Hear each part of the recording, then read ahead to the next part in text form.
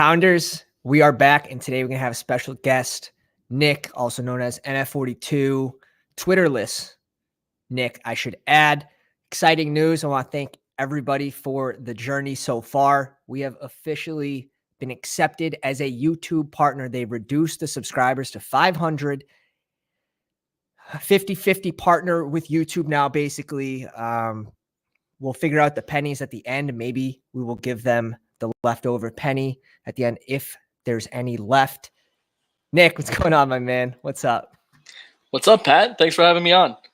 Yeah, it's the first show was a hit. The second show is always better than the first. So I'm looking forward to what we can build here. Might owe you a trip to Hawaii already. We already came in first. So the second one, going to the moon? Or I'll take that. Hell yeah. Interesting news about Hayden dropping his own tournament today, and you're a big daily guy. What are your thoughts on? Is this the new contest that we were talking about with the weekly prizes? Yeah, let me pull her up. So basically, weekly winners, it's gonna be a $15 draft from what we know right now, and it's $20K to first. We don't have a whole lot of info just yet, but it's going to be every week, and it's going to have so much different 20K per week. Into 20K to first. Is that what it was? 20K per week. That's kind of how I've interpreted it. Okay, so we need to get the prize. Is that incorrect, or is it 20K total prizes?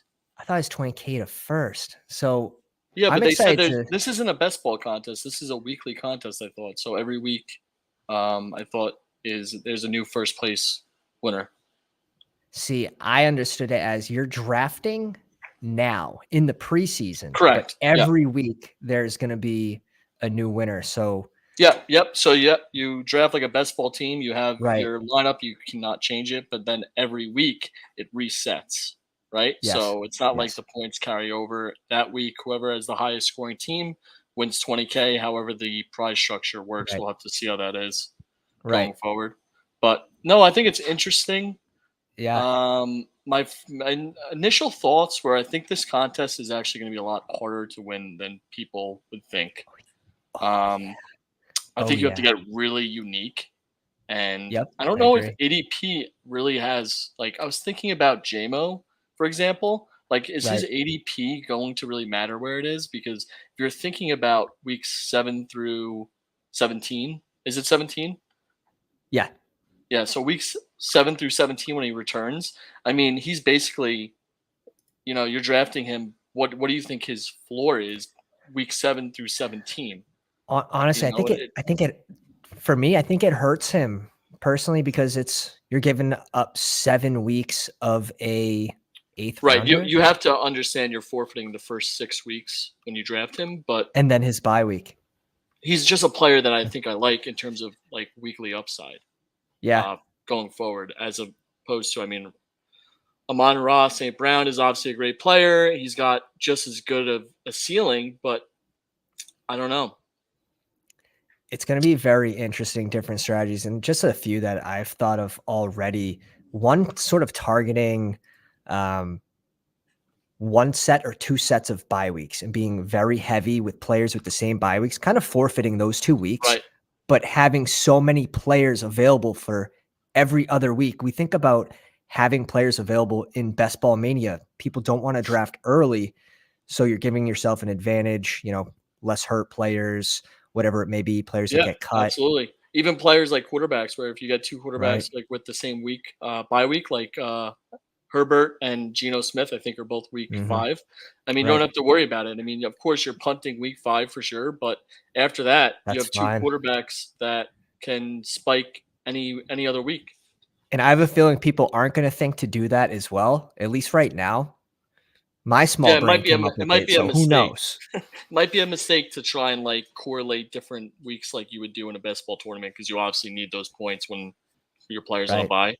It's going to be very interesting. It's an interesting strategy. I mean, this is the first time this kind of tournament's been done, right? So, I mean, the strategies are kind of out the window. It's going to be like a whole new level of play for people to figure out. People are going to be targeting like juicy weeks where there are multiple good matchups in that single week, and you're trying to build specifically around there. So you're really not going to stick to ADP. Yeah, so maybe the strategy is you go in and you go, okay, well, what's my week I'm going to focus on? Week 6? Okay, I'm just going to draft the best players based on the schedule for that week. And then I'm hoping just to take home 20K for week 6 as opposed to all these other weeks. You know, you're just focusing in on maybe a few game slates for that one week.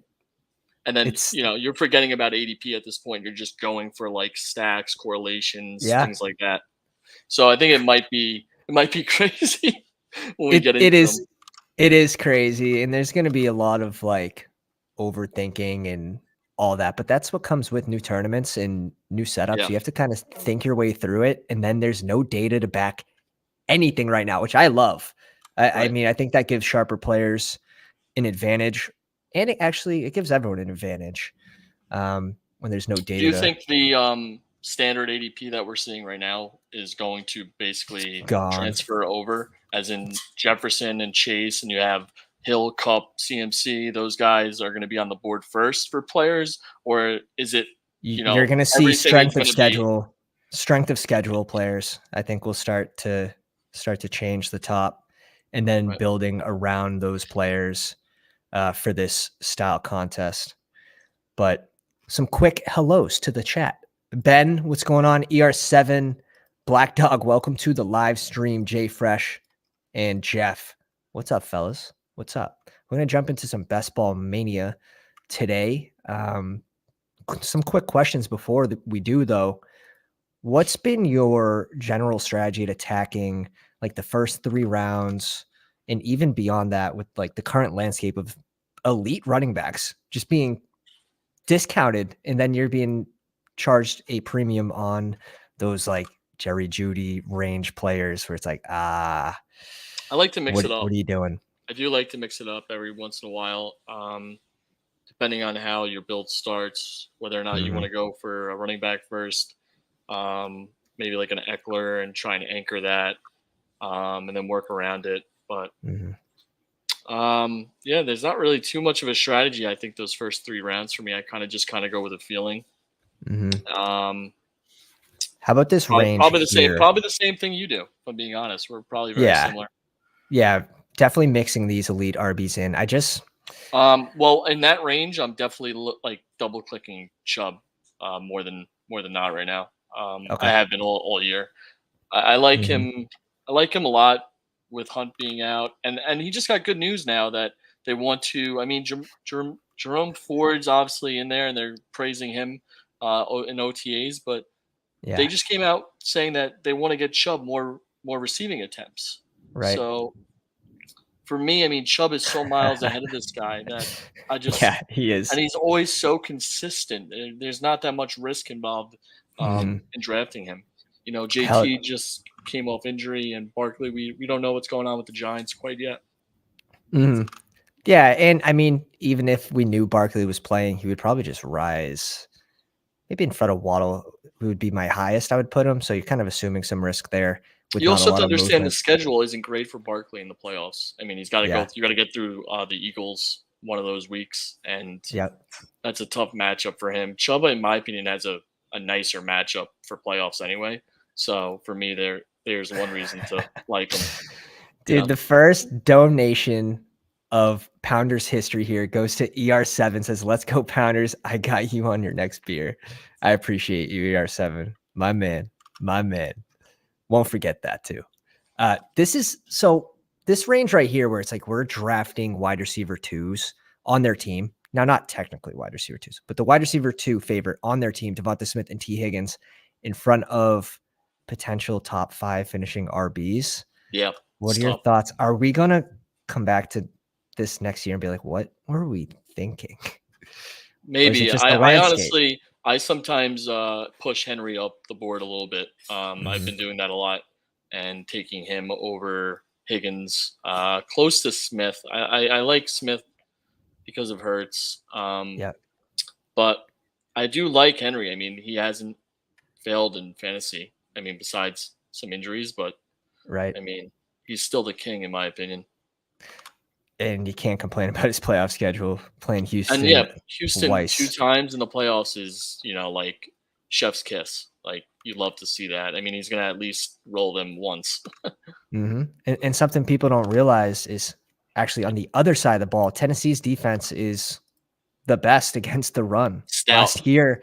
Yeah. So when we're talking about Dameon Pierce, it's sort of now it's tough, right? Yeah, you add Singletary there. I don't know what your thoughts on are in that backfield right now. I'm sort of just giving the guy that's cheaper.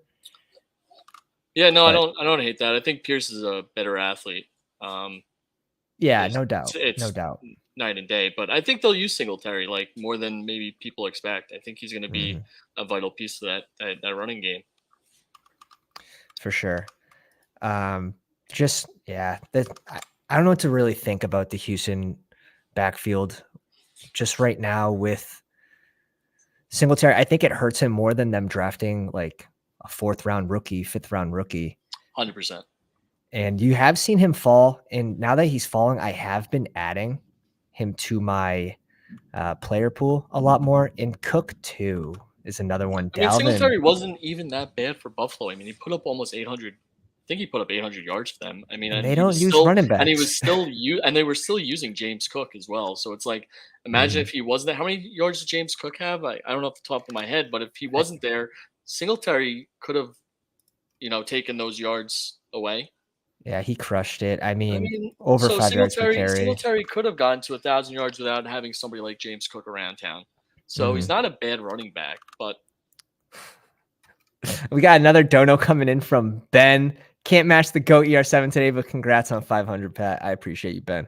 Always with the wrench. Yeah, we'll get into one of these. Are you going to jump into it with us?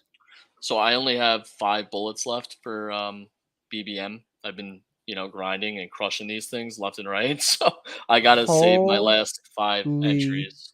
Shit. So I think I have around 60 left. And that's what I'm trying to really trying to pace myself on them almost. So we'll draft this one together, and obviously we'll give you some plus EV for this. Yeah, I'm just here in the back seat. I'm here, for the good vibes. I'm gonna let you run this, and then if you, it's honestly sometimes fun to draft with other people because you get some, insight different takes. Just some different, thought processes. You get to take the players that you don't typically take on someone else's team. That's like, he sounds good now. It's not my money. So, well, I won't advise you to take Evan Hull this draft. Okay, thanks. I appreciate that. Indy running back or what? Yeah. So we got some news about Devontae Parker getting a 3-year extension for $33 million. I think, does this kind of just X out D-Hop? I didn't hear about this. And Devontae Parker's kind of old, right? Yes. Why? Yes. Would they want to give him three more years? Don't ask me. Don't just ignore that Patriot symbol there. Man, I just saw someone the other day in a draft. They drafted a rookie on New England that I never heard about. Demario Douglas was his name. Okay. Do you know anything about him? Because it was the first time seeing him. Was he undrafted free agent?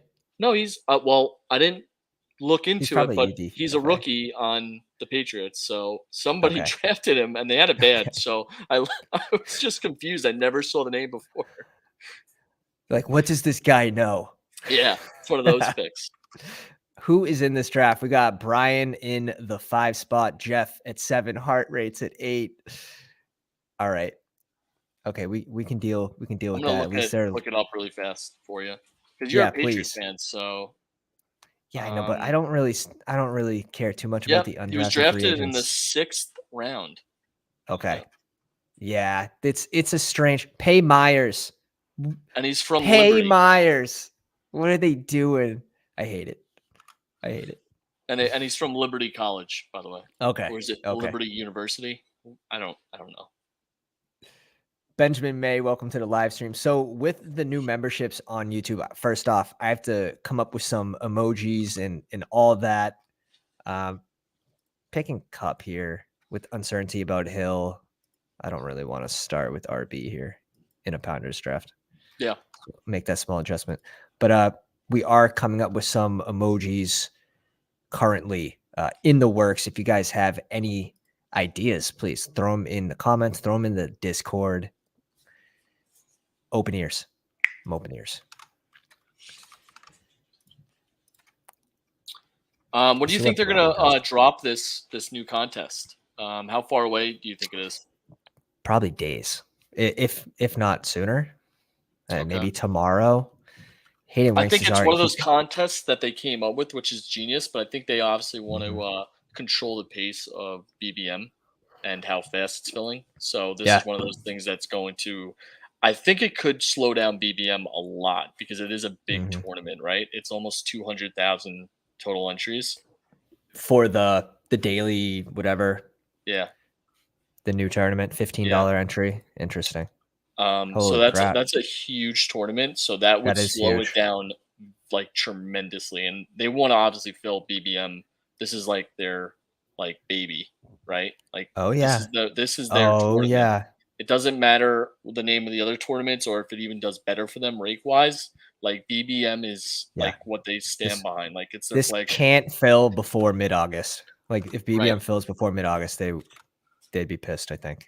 So yeah, so I think they'll drop it strategically. Like when they want to slow down the pace of it, they'll be like, okay, let's send this thing out, and more people will put their money into this contest as opposed to BBM. Right. Not me though. I only need 5 more. Jesus. Can't stop me. Yeah, you're the problem. You're the problem. Hart says, so weird they let Myers go to pay Juju. Stop, man. I'm in enough pain over here. God. All right. We see a double wide receiver start here. Wilson with D-Hop, you're a Patriot fan. You obviously want to see him, right? Like you would love to have him as opposed to Juju. Of course, they're paying Devontae Parker $33 million. Right. What? Yeah, I don't. So I've always sided with believing the player and not the bullshit. So like he said he wanted to play with an elite QB. Mac Jones isn't. He doesn't kind of fit what he's looking for. No, absolutely not. He wants to win. He wants to win. So now does that open up KC? Does it open up Buffalo? I think it's interesting conversations. I still like D-Hop at his ADP. He was on pace. No, honestly, if for his ADP, for his actual fantasy relevance, New England's terrible for him. So, like I would hate for him to go there. Yeah, it would be bad for everyone but Mac Jones, to be honest. Barkley it'd be bad for Juju, Tyquan, Hunter Henry, even for red zone targets. Yeah, I'd love to start Barkley Cup, to be honest, for that week 17, but he gone. So now you're in a pickle. This is the range where I don't have a ton of Pollard. I know that when it comes what's your back exposure to me, between them and Henry? Do you kind of know off the top of your head? If I wanted to guess, let me guess first. I would say my exposures to Pollard would be around 7%, and Henry would be like 12. Oh, okay. So you're higher on Henry. Oh, is that just based on your draft picks or just how you're drafting? No, that's based on how I'm drafting for sure. So 280 teams. Pollard's at 10%, so it's a little off there. And Henry is at 9. So I'm a little. Let me see my best ball mania now, because 88 teams. Pollard at 5%. Okay. Henry at 8. So I think that's great when like you kind of smooth out your exposures, because I like them similarly. I love these 3 QBs in these rounds. I really don't care who I'm pairing it with. Especially with Jacobs, and we don't know what's going on yet with that. Like I would avoid it anyway. And definitely, if you're telling me you're taking DK Metcalf over an elite quarterback, and no, absolutely I can't do it. Yeah, these guys give you such an advantage. Maybe you want to argue Andrews, but I can't take Andrews over Hurts. Mm-hmm. Right? This is cheaper than I mean, last year, Jalen Hurts was like in the 5th round or whatever, but Josh Allen was going at this 2-3 turn, right? It was Cooper Kupp was at 1 or Jonathan Taylor was at 1, and you were getting an elite running back, you were getting an elite receiver and Josh Allen. And like that start is being replicated again this year when it was strong last year. Right. So when they went in the middle of the 2nd round for the big board, I didn't end up with higher than 8% on any of the elite QBs. But now I'm starting to pick up my shares. Same here, 100%. So I'd be curious what your exposures are to these. And it's funny when you actually go back to, I wanted to pull this up for you, like my first BBM, like when this thing first opened. So all these quarterbacks like Josh Allen, Hurts, and Mahomes were going way ahead of where you're getting them now. Obviously, so like Hurts in this one draft I'm looking at went at 18. So you're getting so much value compared to some of the teams that drafted early on, which I think you're doing the right thing by doing that. You're making a small switch. It's a small advantage. You're getting players at a better price than other drafters did at a different point of the season. And if you constantly keep doing that, I mean, in the long run, it's plus EV. Yeah. Right. It's like we were talking about this in Discord about players like Madison. And when they started off in BBM, they were obviously like in the 120 range. And now they're moving 60 picks up to 60. And it's so hard for me to take players like that when they move that much, because if the right team builds Madison in it, like you can't compete with the right team that has him at 60 picks earlier. It's almost just better to fade, right? You're betting against that player. Maybe you take the number 2. Right. Madison is someone that averaged like 3.8 yards per carry last year, and he was the change of pace running back coming into the game fresh. So he's not the fastest guy. He's got you got to think about it. Some of these teams in BBM are going to have Madison as their RB4 now, as opposed to you're taking him as your RB2. I have him in one draft at like 130. So, and that's all you need. Exactly. And now I would just make that small change where I'd rather bet against them at this point. I think that's the better play. Fat Bob starting Bijan, Ridley, and this is crazy. This is borderline nuts. Now he wants to get 2 players in this range that could be different. Oh, the Ridley pick I can't approve. Sorry. This is like a daily strategy though, right? Like you're getting 2 players in the same range. You can't think you're getting plus EV by taking Ridley that early. It's a daily strategy. I'm not recommending it for Best Ball Mania. Oh, okay. Yeah, like for pulling daily, players into different ranges. You can't get these 2 players or these 3 players, right? All ADP, unless earlier you probably could get Kirk. 58. No, I think you can do Calvin and Kirk if you're drafting earlier on the board, you know? Yeah, you like definitely if you're drafting from where earlier in this offseason, before these wide receivers got steamed up. So basically you're just giving up a 2nd round pick. Yeah, you got to believe somebody has a T. Lawrence, Calvin Ridley, and a Christian Kirk stack. I mean, probably even an ETN in there. I mean, it wouldn't surprise me. Now, I heard a little bit about your thoughts about DK, but he's someone that has only moved from ADP 30 when Best Ball Mania opened to pick 28.5. So he's only moved like a pick and a half, where all these other wide receivers are getting steamed up. Yeah. Fat Bob is steaming up Ridley. Now I know who's steaming up Ridley. He's here with us. Here I'm between, I guess I'll do the Mike Williams click. He's not a common click for me. I mean, you're looking at the tier break for receiver right now is not great between him and Ayuk. I think it's the only way that we have a chance of getting Ayuk too. Is taking the earlier ADP guy. I wouldn't mind getting both of these guys. If not, I mean, I'm probably looking at this. Yeah, Hawkinson would be a nice balance. I just don't want another. I don't want to have to reach for Godwin, to be honest. Do you listen to Fantasy Footballers by any chance? Their podcast? Yeah. Yep. Well, so Jason, one of the guys on the show, is not a fan of Hawkinson's ADP. and he's referring to underdogs too. He doesn't think he's going to perform too. Let's go. We there get you got your guy back to us. Let's go. Ayuk got steamed up so fast in BBM. He's another guy that has risen quite a bit, right? I think he's. Mm-hmm. Let me look 10 back. Picks. About 10 picks. No, I think it's more than that. Oh, you're saying from 60, the big board. 65. I have him. No, on BBM when it originally first opened. Draft. Okay. We do have in the Discord under BestBall cheat sheet. If you scroll all the way up, the first post in that channel, someone made a spreadsheet of just all the starting ADPs.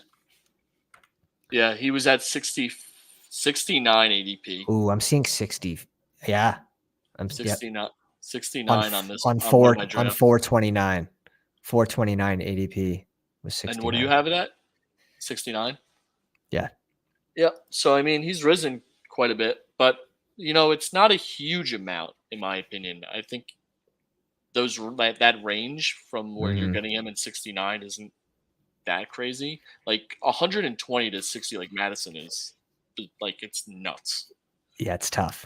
It's tough. Even like guys like Jerick McKinnon moved up a ton, before they re-signed him. Oh yeah, I tweeted he was in out the 200s. I hit that tweet one day before it happened. Said if Jerick McKinnon re-signs with the Chiefs, he'll be the highest rising running back. He went from like 210 to 135 in 4 days. Yeah. But it wasn't that long where people were getting like a crazy amount of value on him. I have some teams, but it's not a lot. Yep. Fancy Football Garage. What's up, my dude? The Candy Man, aka the Candy Man. Seth, welcome. Slumdog. And Aaron Rodriguez. What's going on, fellas? What's your Ayuk exposure? Because it has to be pretty high. It's high, bro. It's high. I had him like in my mind. I was drafting him right after Kirk was off the board. 22% in BBM. Yeah, that's really up there. Let me see post NFL draft because it's gonna be higher, obviously. No, it's 22% still, just more money. Oh shit, that's funny. How about Tyquan Thornton versus Rashid Shaheed? Because they go in the same range, and we have Thornton rising about 30 picks, and Rashid Shaheed's risen. It's going to depend on Hopkins. I mean, if Hopkins goes to New England, then I think say goodbye to Thornton value. Mm-hmm. So right now there's a slight risk to drafting him, and he's more expensive. Yeah, I would go with your guy. My number one drafted receiver right now. My number one drafted player right now. I mean, he could be wide receiver too, because who knows how long Thomas is going to be healthy. If he's even going to be healthy at all. So he could be the number 2 guy on that team for all I know. That's the correlated bet we're making with 1% Thomas, $27. Gonna need that $27 back, Davis. This is funny. Aaron Rodriguez, he hit me up on the Twitter machine, right? And he goes, dude, that guy didn't make sense for your team. Why did you snipe me on him, right? And I'm like, that doesn't sound like me. Selecting someone like 22 picks before ADP is not even like one of my guys. So I'm like, can you show me it? And it's this other guy. It's someone named Dog Pound Forever. I've been in like 5 drafts with him. Giving me a bad name. I don't mind this for correlation with Hurts. I also don't mind going Evans here too, though. Yeah, just wait a second. I mean, because you have 2 guys behind you that don't have tight ends, and one of them will probably take Pitts, I would assume, over Goddard. Let's go Mike Evans here. Yeah, I was gonna try and talk you into like Cam Akers because I've been trying to rise him up, and I haven't been getting too much of him, so I've been getting more of him. And I thought you liked Akers as well. Yeah, I've definitely been selecting him a lot as of late. All 3 running backs piss off the board. So you should be good. I mean, there's no reason for this guy to go Goddard over Pitts. Yeah. I'd go Pitts if I was this other team. So you're good. You're gonna or Jahan or Jahan I'll tell you Dotson, what, man. Dotson will be more unique because more people are clicking on Dallas Goedert in this range if they have Big Hurts. Stones, man. Stones. I got your guy Yeah. at the end here. Right here. We'll just cue him up. just don't forget he's in your queue. There's our boy right there. There's our boy. That's how we're cashing this. Yeah, that's your correlation. Oh shit. Yeah, give me these 5 wide receivers, and I think we're gonna have the strongest room besides Jeff. Jeff just instantly stomps on my parade with these 5. Damn it, Jeff. Let me enjoy this one moment, man. Do you think so you liked Mike Evans more than Cam Akers if you would have swapped your picks how they went, knowing that you sort of got you were I going don't for mind. Dotson? I don't. So Mike Evans is a low owned player for me. So Okay. when I can get him just a Oh, little and look at after that. You got ADP, him way after ADP, right? Oh no, is that 3 I picks? mean, yeah, it's not Oh, much. A okay. couple Never mind. picks, but yeah, I mean, Cam Akers would have correlated with Cooper Kupp, and it's so easy to have a bring back in this Rams game against the Giants too. I think the Right. biggest mistake I see with that game, like people correlating it, is people selecting multiple receivers with Daniel Jones. Like you go Yeah, back I'm and you look at guilty of those doing that, games, unfortunately. like if you look at those games, he spiked. He doesn't do it in the air, right? So you're lucky if one guy gets there. The thing is for me, and I'm a Giants fan, and this is kind of how I'm predicting the season to go, is that these receivers are all going to like play random roles. I don't think you're gonna just have a guy that's consistent all year. I think maybe like even guys like Jalen Hyatt and Wandale Robinson are gonna work their way into lineups and get some, time. How about Sterling Shepard? I think he could get some time too. I mean, why bring him back? I mean, the guy's old. He's had injuries every year. I mean, Yeah. I love him because he's awesome when he's on the Sterling field. Shepard. He's just not on the field. He's just not on the field. So I mean, but if he's healthy, I can't imagine they're just gonna have him just be there because they like Shepard. Like, oh, you're a fun guy. Come back and hang out with us. Right. Like, exactly.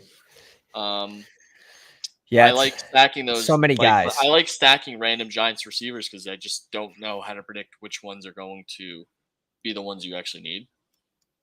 It's a random receiver room, in my opinion. It really is. Like a randomizer. This is one of our guys from the big board. Just somebody we were mixing in at like 7%. Bryce He could be a guy. He's an X type receiver, and all these guys, they're like they'd have to stack on each other's shoulders just to have a conversation with BFW here. So it's such a randomized room, right? Slayton's the highest paid receiver. He's going basically last. Yeah. It's just Paris Campbell's being steamed up as of late. I think that exactly shows you what's going on. Nobody knows what to do. They just either go by ADP or they're like, I'm just going to take whatever giant I can get my hands on.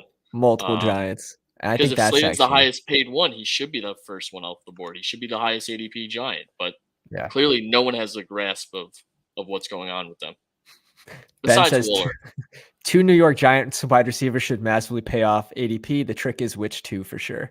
Unless they just all get hurt again, right? Like Paris Campbell can't stay healthy. Yeah. Shepard, another one. Wandale Robinson, he's going to start the year hurt. We do have some issues like with injury prone receivers. Yeah. This is the range I'm clicking Cook. Like, give me Cook at 94, 80. Yeah, 94, bro. If he ends up in Miami, he's the first and second down back. He's the goal line back. He's the third down back. In some cases, I mean, A-Chain is not going to be an efficient pass blocker. You know why I like Cook right now for you is that he's the reverse of our ADP talk. He started in BBM around 60s. Exactly. And now you're getting him at 94. So regardless of his outcome, you're just getting great value on Dalvin Cook by clicking on him every single time. It's the further he gets pushed back, you should just be taking him. I agree. It's that ADP talk, getting players at a better price when you can. Yeah. This range, I can't go another QB, although I love QBs in this range. We don't need a receiver. I want to have to draft. Yeah, I want to draft tight ends in this range. I want to draft running backs in this range. I don't want to have to be forced to like reach up for a receiver. That's when I think you're like, oh shit, did I just pay the rake? But we're set up really well here. Is this guy on auto? Uh-oh. Yeah, let me cue someone up just in case. Yeah, we were a little delayed. He's not on auto. Ingram or Beast Njoku. Njoku, I kind of like him. He's a beast. But Ingram's also... I have Njoku in my mind ranked over Ingram just because of Calvin Ridley, basically. Now, if this team, there's the risk, right? He's my number one drafted tight end, so you don't have to pinch my arm too hard to get me to draft Njoku. If DeAndre Hopkins ends up in Cleveland, I mean, it's going to hurt his red zone. It's going to hurt his value, unfortunately. Yeah, because D-Hop comes in and he's like, hey, give me my 27% target share. It won't be that high, but I mean, close. I haven't heard much word on them at this point, so I think you're safe. Yeah. Cleveland, from what I've researched, is not really in the conversation anymore. So now I'm back to just Njoku land. 22% Njoku. Next highest tight end, Juwan Johnson at 19%. He's a monster, man. And then Shiggy at 17. I mean, Njoku is scary. I would not want to be like in a room by myself with him. No, dude. No. He's a freak. So let's see what we have for correlation. So playing New Orleans, San Fran. We've got a mini here. Denver, Giants. Dallas is playing Detroit. Philly's playing Arizona. So we're kind of wish-washed, which is fine. I don't really mind that. How about we're talking about ADPs and risers and fallers and trying to get every little advantage as we draft deeper into the offseason. What are your thoughts on Rondale Moore at 131? Are you taking him here? Are you taking him if he falls a little bit? No, I take him if he falls, but I'm not a huge fan of him. I like other positions in that range between tight ends and running backs. I completely agree. I mean, if you want to force some, Kyler Murray stack with him, then go ahead. But now Rondale Moore, let me peek his ADP. I'm seeing Rashid Shaheed here at 162. So he's stayed the same. And that's why I'm kind of switching to Shaheed over Tyquan Thornton now. I mean, I think the appeal is that, he's going to be wide receiver 2 on the Cardinals. The Cardinals should be playing from behind every game. So he should get, a decent amount of target volume, but they're still going to be a really bad team. I agree. Rondale Moore his starting ADP was 168. ETR steamed him up, and I just think he goes in a range that's pretty unreasonable for a team that's going to have 4.5 wins this season, likely starting with a rookie QB, unless Colt McCoy can get back to health. But it's not going to be pretty in Arizona.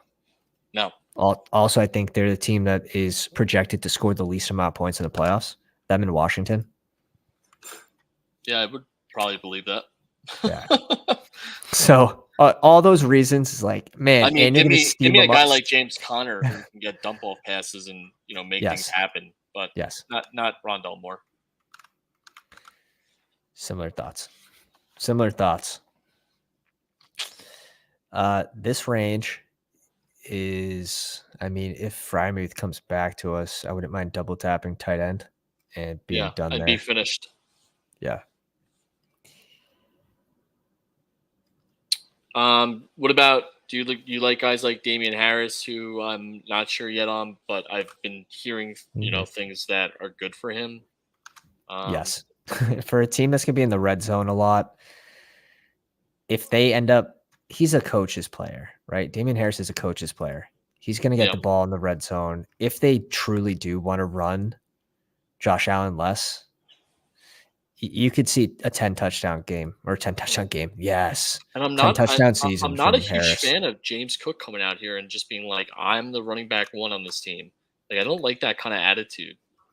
Yeah. I'd rather a player be quiet and under the radar and then be like, I'll take this. But going out to like reporters and being like, I'm the guy here, I'm the running back 1. but you still have to beat out Damian Harris. I don't know if I'm buying into it, man. And we've seen Buffalo, right? They've tricked us before with how they use their running backs. It's the same thing every year, it seems. Yeah, they're both gonna get some carries. So and they might play the hot hand. Who knows? Easily could. I hope Harris falls back to us. Definitely locking in Freiermuth there. This is closer to his starting ADP. Yep. And So I we'll like being that. done with 2 tight ends. Same. Now we can take another shot, and we have a nice little double anchor here. Yeah. And you know you're only going to have 2 quarterbacks because you have Hurts. So now you know how to allocate your roster. You can take an extra shot at receiver and maybe 6 running backs because you have 2. So I'm assuming you're going to probably have 6 running backs with this build. Yeah. Harris off the board, which is fine. I don't mind mixing Khalil Herbert, but I don't almost rather take Rashawn Johnson with this build.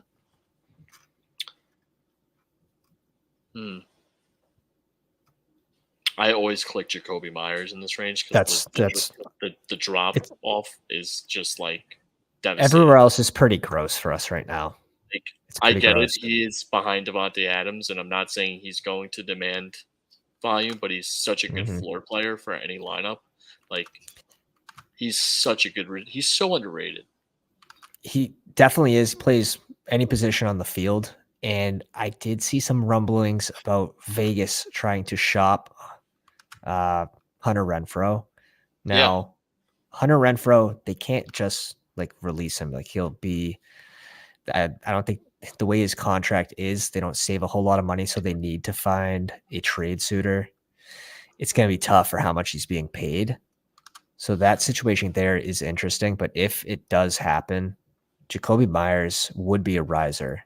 Yeah, and I think Jimmy Garoppolo, if he's the starting quarterback, plays into Myers' skill set. I think he's going to, like, the way Jimmy likes to throw the ball, like, his route tree is kind of good for Jimmy. Yeah.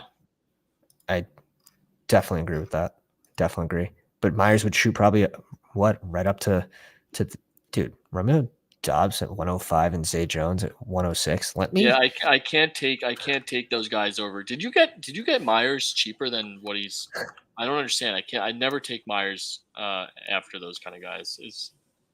I'm very confused right now. Did he fall? Dude. No, he didn't. He's just that's his ADP. No.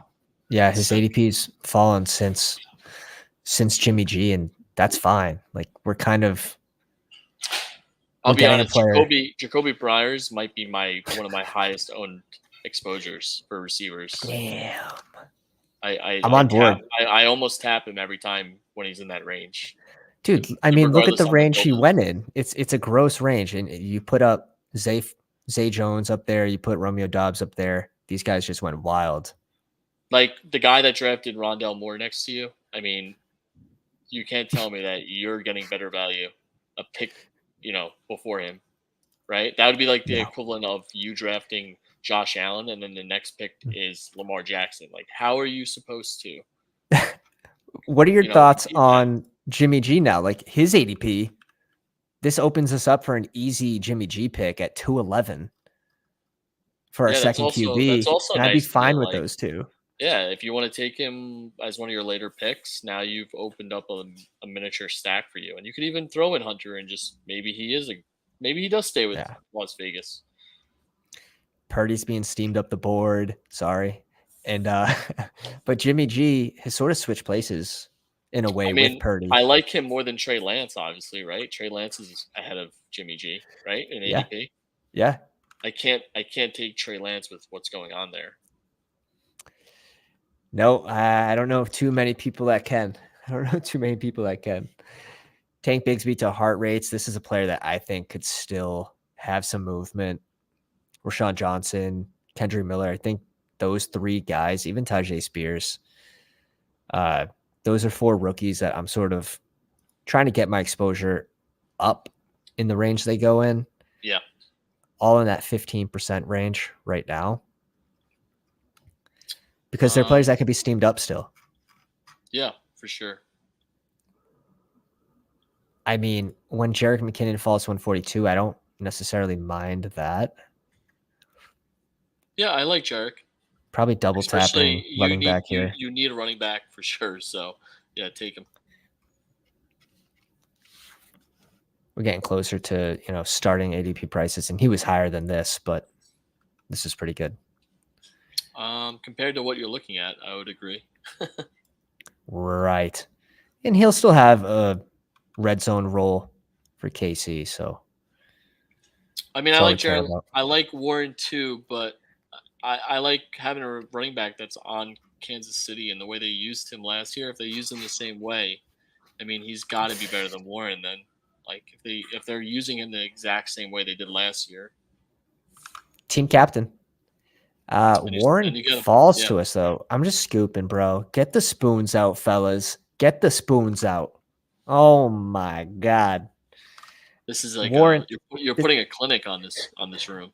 This is why it's so hard, though. I mean, not this draft specifically, but Jaylen Warren going at pick 135. This is why it's harder this year to go 0 RB. And I think like more of a hero running back or double anchor running back builds are a little better this season than the true 0 RB starting picking your first RB in this range, like James Cook. I mean, and you still had options if you look at the board, even if Warren somehow didn't make it back to you. You still have guys like Roschon Johnson, who could be the Bears running back one at some point. You still have a guy like Tyler Algier, who is probably going to get a decent amount of runs and carries than people expect. On a team that wants to just run the ball. I agree. I mean, I wouldn't be surprised to see him get 10 touches a game. I mean, he's not getting more than Bijan, but I guarantee you he could turn 10 carries into 50 yards. 8 to 10. Definitely. That's where I'm at with him. And I wouldn't be surprised if some games he gets 12, some games he gets 13, and then some games he gets 6. You know what I mean? But I think the way they run the ball and the way they want to pound the ball, I couldn't agree with you more. Returning. What if we're in a hypothetical world where Bijan gets hurt like Saquon Barkley eventually did? Like, what if he goes down somehow? And then Tyler Algier, we know, is capable of being RB1. He did it last year. So he'd be a league winner. If Bijan even gets hurt for a few weeks, they know Tyler Algier can carry the load, and they're still going to run the ball even without Bijan. They do it every week. Mm-hmm. Yep, returning OC. They ran the ball the most or the second most last season. It was top 2. Yeah, they're committed to running the ball. Mm-hmm.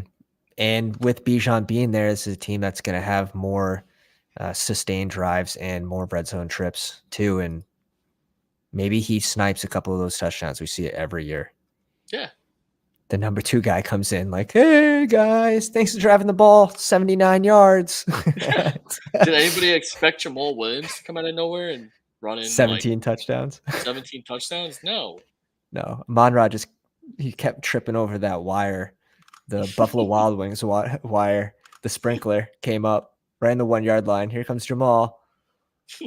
What's interesting is after he has that enormous season, right? He was good on the ground too. Like besides his touchdowns, he put up 219 total fantasy points. Seriously, go to other running backs and look at their totals. It's like nobody even in his range where he's getting picked is near 219. Yeah, it's insane. But that's why people are fading him, because they don't think he's going to replicate that kind of, and he won't. But right, I still think that might be a little bit wrong, the way of thinking. Now, but he has 6 weeks where Kamara might not even be the running back there, so who knows? Kendre Miller hasn't touched the field. Yeah, dude hasn't touched grass. How many running backs we're at 4? So this is I see where you're looking, right? You're looking at 4 or maybe those 2 guys. Yeah. I like both of them. I grab them both if I can. I agree. And I think if we want to do that, then this would be the best chance to get them both. Yeah.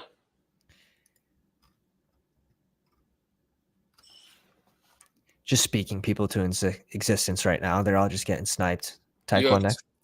No. I like Tajay and finishing your RB room at 6, and this is a really good RB room. I like this room. I wouldn't mind even adding like Zamir White at the end if we think our receivers are good at 7. we will have an extra spot, right? We have 3. It's so funny. I was going to try and pitch you Zamir White at the end too. Bro, all don't even have to, man. Josh Jacobs, fiasco. Don't even have to. And we're going to go Jimmy G, so wrap it there you go. with a bow. Wrap it with a bow. Now, we don't have any Indy correlation. Like, this isn't a bring back team, fellas. This is strictly most scoring. And guess what? We're just going to hit 14 parlays week 17. League of Legends style. It's too soon. It's way too soon. Sorry. We'll pull up the board. It was looking great for me. And then I tailed that pick'em. You're not. I still don't know what I'm doing. I watch it. No and idea. I have no clue what's happening in these games. And it's funny because I used to play. Exciting. Brian in the 5 spot. Let's cover some of these dudes' teams. AJ Brown, Nick Chubb, Josh Allen. Love that start. Holy shit. Pulls AJ Brown to the 5 spot. Probably was going to go Devonta Smith if he falls here to 20. And I think he was going for the Hurts triple. Yeah.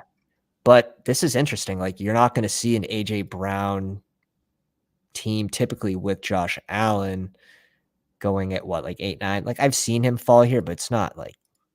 And then to pair it with Nick Chubb, I think that's, I don't know. Maybe it's not different, but I like the start. DeAndre Hopkins, Aaron Jones, Jordan Addison, Kyle Pitts, James Cook, Alan Lazard, Rashad Penny, Aaron Rodgers, Dalton Kincaid, KJ Osborne, Jane Breen, Tyquan Thornton. I like the Tyquan Thornton picks. He got Rodgers with Lazard, so he got his mini correlation there. He might go Nicole Hardman towards the end as well. Yeah, for a little double. Jeff, start with Diggs, Devonta Smith, Debo, DJ Moore, Kenneth Walker, 55. Like, I've been trying to scoop more of Kenneth Walker in this range when I can. I find it tougher to do in these drafts where the Pounders are scooping them as well. But we picked Ayuk here at 51. I don't mind that either. Treylon Burks, Dallas Goedert, Zay Flowers, Anthony A-Rich, Dak, Khalil Herbert, Michael Gallup, Algier. Like, these are a lot of my guys. Like, I love this team. Yeah, good players. Heart Solid rates team.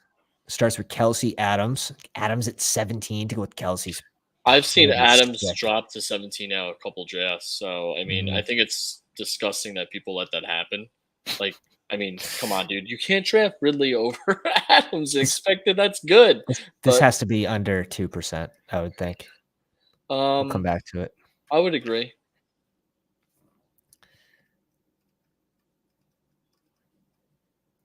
So either receiver we need one receiver, and look at Josh Downs to bring back would be kind of nasty, kind of gross. I don't really click Josh Downs. I'm just going to go Slayton, to be honest. It's going to be a small reach here, but for what we're doing, it's kind of one of those things where it's like, don't overthink the fact that he's one of the 3 starting receivers on the depth chart. And he technically led the team in receiving yards. So the Devontae Adams team heart rates has Lamar and Kyler Murray. I don't think we're getting both of these players. I think we had to go Samir. Now? Yeah. Don't hate it. I think we had to go Zamir and Jimmy, to be honest. Okay, so your last pick. How many? You have 1 pick left, right? Yeah. Yep. So, I mean, I would be surprised if someone's taking Jimmy over the first 4 quarterbacks on the list. I would agree. We'll see what heart rates does. He has Lamar and Kyler already. Kyler at 185. I don't think he needs it. Let's peek his team. Think about it. Jamar is going to carry Kyler until he comes back. So he needs a tight end. Yeah. At least 1. And probably 1 more receiver. What's his running back room? 7. His running back room's pretty solid. I would think he would probably go tight end receiver. Yeah. That would probably be the smart way to allocate this team. We'll see. I think he could go either way, to be honest. I think he could go Jimmy G or he could go receiver. Probably for the highest upside, you're going to rely on Lamar Jackson because of the draft capital, but I don't think it's egregious. But when you're thinking about it, right, is Jimmy G really going to outscore Lamar in the playoffs? There's no or shot. Kyler. I don't care about correlation at all. He will never outscore Lamar in the playoffs. Right. No, I agree. It won't happen. You're only going to take him because you have a little bit of correlation, and he's going to be your bye week filler. You're not expecting him to beat Jalen Hurts at 100%. How what's the percentage of he's actually going to outscore Jalen Hurts? 0.4, 5? Yeah, it's minimal. It's low. It's close real to low. 0. It's real low. He is a floor guy, but so is Jalen though. Jalen has a better floor than Jimmy. Oh yeah. On before he even starts throwing the ball. Yeah. As soon as he runs once, he's going to have a better score than Jimmy. Here we go, Ben.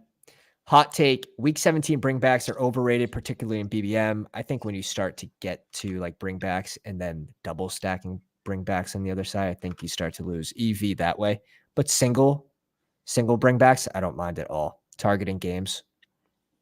I like to do it when I can. If it doesn't happen and I'm scooping value instead, I don't care. Give me the value, give me the plus EV. Give me my guys as well. I think that's going to be more important than targeting bringbacks of players you don't like. Or here's the pick. He goes Watkins. Wow. We should be safe. And we get Slayton instead of one of these receivers we would have had to pick from. Not a huge fan of. They're all pretty much, dart throws on a board. Yeah, guys. They're just guys. Corey Davis is an interesting click. I've seen so many mixed. Allen Robinson has been getting some hype, and he's been working with, Pickett one-on-one. So I don't know if I necessarily believe it based on what I've seen last year, but all right. It fell to us. This is a well-built team. Let me mark this too. You should be getting excited, dude. You might be going to friggin' Hawaii twice. So I'm going to the moon. Or maybe Titanic. All inclusive. I knew it was coming. Honestly, I thought it the first time. When I said space, I almost went, opposite. I almost went down. You know what I mean? Maybe I almost went to the water. You're sick. On Ocean Gate 2.0. You're sick. I'll probably star in the movie, so it's all set. Let's cover. So heart rates finished off with Damon Dillon, P. Ryan, Jamal Williams, Tank Bigsby, DPJ, DJ Chark, Chuba Hubbard, Kyler Murray. So he gets the bring back here. Quez Watkins in this Arizona game.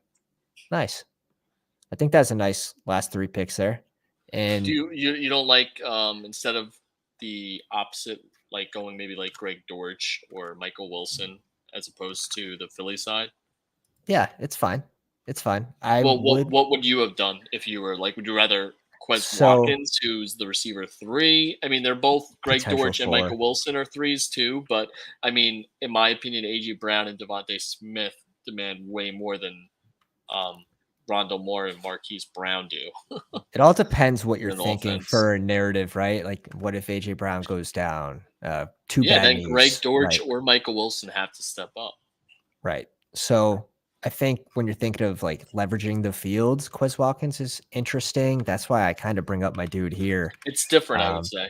Who I think might even eat into Quez Watkins' role as that third receiver on the. But Quez is actually on the doing field. Apparently better in OTAs. Okay. All right. Good update there. That's why you're on the show, my man. That's the value we need. Are you going to jump into a second one with us? If you have to head out, that's fine as well. Just let me know. No, I'll stick around. Okay, cool. Do you want me to actually jump in, or do you no, dude? No. You can just draft with us if you want. Okay, that's fine. I don't mind. What would you rate the team? Which one? Yours? Yeah, How did we do? Out of what, 10? Yeah. 2-7, 2 build. Jalen Hurts, Jimmy at QB, Njoku and Freiermuth. We just kind of went with our guys. Pollard, sort of hero running back build, but if Dalvin Cook can even provide 80% of what he did last year, and if he ends up in Miami, I think it's a good spot. Pick 94. Is this almost a double anchor running back build? Because that's sort of how I feel about it. Dependent on Cook.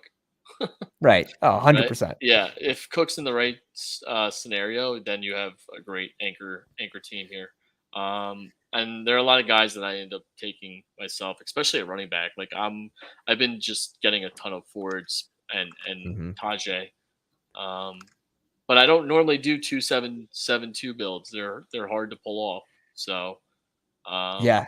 I don't know. And you I'd have say to be I would go weak. like 8.5, 8.7. I like that.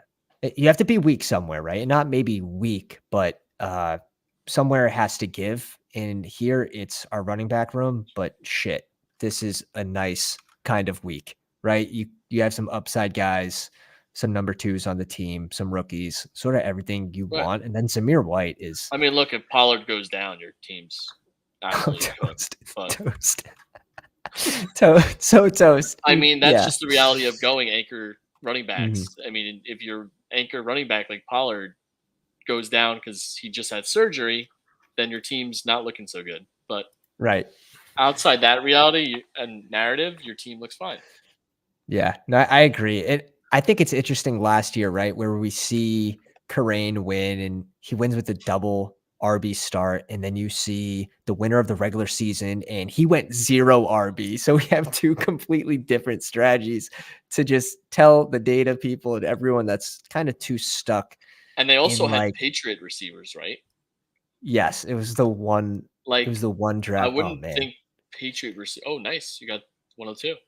We got the 102 here. Ben got in this one at the 111. If you guys don't already know, influencer 102.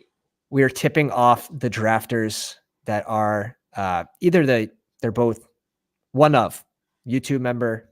I think that's the second tier, or Patreon member. Any tier, you get invited to special Discord channel, the draft tip off channel. This is where you should be trying to influence. What's his name? Nash.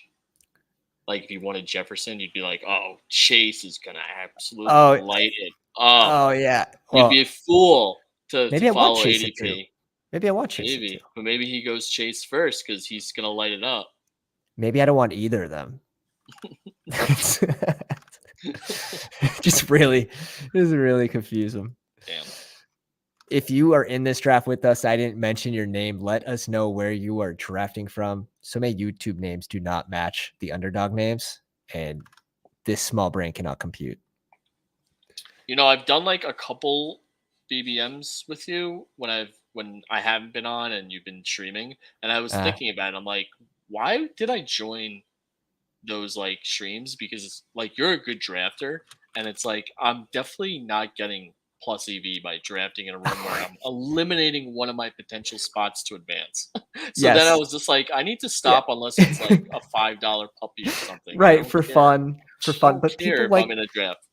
There are, but every bullet for BBM should matter. That's the way I treat it. Like the one that I drafted last night, I'll pull this up real quick while we wait of 400 picks for our next pick. Let me go to what's happening with Underdog exposures right now. It's only showing. Oh, here we go. Big brain, huge brain. Let's pull this up. We did a double RB start last night. It was like a 3 a.m. draft. Someone hit us up in the Discord in the currently drafting section, said, "Hey, we need a couple drafters," and me being like, "Oh yeah, I can't get my fingers off the phone." We jump in and we get rewarded with CMC at 8. Wow. Oh my goodness. Next wide receiver off the boards, Chris Olave. This is the way kind of change your way of thinking. If I go Olave here, my team's no longer different because CMC goes in this range. 100%. I mean, it would have been Chubb or Taylor for me. Right. Yeah, but Chubb, I was getting Chubb in the beginning around the 2-3 turn on the other end. So again, that wouldn't be Taylor different from the actually early is drafters. probably smart on your end because he's probably been the most consistent ADP. Yes. So definitely the lowest owned combination I could have started with without, going Tom Brady. So we get DK to fall to us. Luckily, I think in this spot, ADP of 28, we go Terry, and then we bring in a little San Fran Washington correlation mini like that. in George Kittle. We get Tyler Lockett to fall to us. We get Miles Sanders. Oh my God, at 80. 80. I was like, what is happening right now? I'm like, this team's getting canceled. These are kind of teams that are like unicorns. Absolute 3 a.m. This could be a winner. 3 a.m. unicorn. Zamir White, DK McLaurin, Lockett, Zay Flowers, Sutton, 20 picks after ADP. I'm not even a Sutton guy, but that'll make me excited, That'll get me excited. If you're seeing him 20 picks after, and I'm sure you're looking at the board like these receivers are still on the board with Sutton, I'm taking Sutton. I don't care. I don't even care. Collins, Mooney, even 13 picks after Shakir, just one of my guys. Kittle, Juwan Johnson falls 11 picks to me, and he's one of my guys. So we stop at 2 tight ends there with that value. We bring in Purdy for the double CMC and Kittle. Different way to attack that game. We have the bring back with Terry. We had the Seattle double in here. Oh, man, this draft just felt so good. Double RB start, too. That is a very, very well done draft. Very nice. But it is an advantage, right? Just keeping track of the ADPs, even if they're in your head somewhere, and if you can pull out 50% of them, that's still a huge, huge advantage. I think we don't have to think about this one too hard with the Cincy correlation. Yep.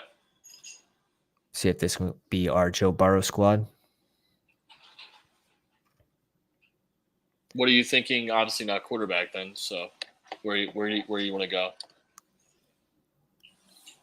Honestly, probably this. I wouldn't mind putting Breece Hall into that conversation too. But how many people are going? I mean, I know who I'd click as fast as I could. That was Henry. My pick for sure. Yeah. Andrews at all or no? Andrews is an interesting one. I mean, you do get ahead of that position, but let's go Andrews here.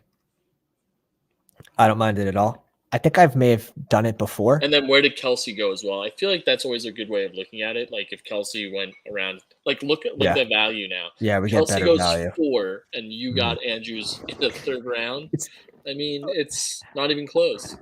I'm the same thinking, right? And what I really related to, because you don't see Kelsey go 4 too much, but even when he goes at like 8, it's pretty much the same thing, right? Like the value of Mark Andrews, if he can come in like within 10% of Kelsey, it's mind blowing based off like the receivers. But every draft is different, so you're competing against brand new teams in every single draft. So when you're thinking about that way, and Kelsey's at 4, and I'm getting Mark Andrews now at 26, like. The difference is like going to be insane. Like Kelsey won't outperform him by that much to get him that much later. And now your edge is you have 2 receivers and this guy's got a quarterback, running back, whatever. You'll be able to balance your team out better than he can. Let me read you this comment from you're at least beating out one team at this point in the draft, in my opinion. From a few days ago. We had someone comment on video. I'm talking about Josh Allen, right? And when Josh Allen falls to 32, like he does here, I find it extremely difficult in this draft where Jalen Hurts falls after ADP. Right? You have to. It's negative EV for this draft. It's going to hurt your advance rates for this draft. Only 2 teams move forward. If 4 teams move forward, it's high stakes. And 4 teams move forward, I'm fine with it. Even if 3 teams, at least Mahomes went at ADP. But when these elite QBs fall, so does the middle round QBs. I don't feel as good about Burrow at 47 when Josh Allen goes at 32. I really don't. Right. And someone comments. So like you just said, I mean, Lamar goes 2 picks 3 picks technically after Allen, and it's really tough for that team to make up the difference in points. And I get it. Lamar has an elite ceiling, and if you're selecting him at 35 and Josh Allen goes at 28, is it a huge difference? It balances out, in my opinion. The risk is there with Lamar, though, right? And it's a team that wants to throw the ball more, not necessarily his strength. So I just try to get players because I'm still playing. You're still playing against this room. Before you can advance, yeah, you still 100%. You have to finish in the top 2. Yeah, your team does not matter. No matter how good you think you drafted during this draft, if your team doesn't get in the top 2, it doesn't matter at the end of the day. Here's the comment that was left on the video after I said that take. It says, in quotes, I can't take Lamar when I see Josh Allen and Mahomes dropping. LMAO, what kind of sense does that make? As if ADP in the relative draft spot of other players has any relation to whether your pick at any spot is a good pick. I mean, Jesus, what a flawed logic. Way too much emphasis on ADP. We've lost our minds. This sounds like a Zoolander take. I'm like, dude, how can they still fit inside the building? Oh no, Joe Burrow gets sniped, and that's fine. Yeah, it's not going to do him any good, right? We'll pivot. This is actually good for you in terms of like how the room is drafting. I think so. I think now we just try to push it. And what's the real difference between Justin Fields and Lamar when Justin Fields gets the addition of DJ Moore to his offense? I mean, they both have elite rushing upside. Yeah, the rushing side I see on, obviously, it's just I think Lamar, like, overall is a little bit more tuned. But you can go for the stack here. I'm gonna go for it. Yeah. Like now you're this guy needs. I mean, if he takes Justin Fields, he doesn't have a quarterback, so it's a double tap receiver. If I'm him, I'm double tapping receiver every day of the week with Kirk and Ayuk. Yeah, same. Starting, or even Kirk and Hawkinson. Yeah, but he should be taking Kirk if I was him. 3 RB start. Interesting. Yeah, you have a big drop off in my opinion after here. Yeah, he left you Kirk, but Fields is good. So we pivot fast too. Pivot fast. We usually get sniped here for whatever reason. I do, at least when I'm trying to get this stack, because it doesn't matter. Stack? Well, the Chicago DJ Moore and DJ Moore Fields.